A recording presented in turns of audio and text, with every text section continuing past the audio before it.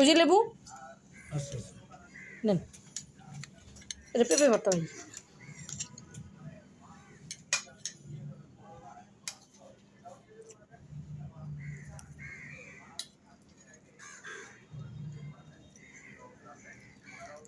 ওর দোকানে লেবুই ভালো না, শক্ত শক্ত লেবু কতগুলি, রস আছে রস আছে, এইখানকার লেবুই ভালো না, এই বাজারের লেবুই একদম শক্ত শক্ত লেবু।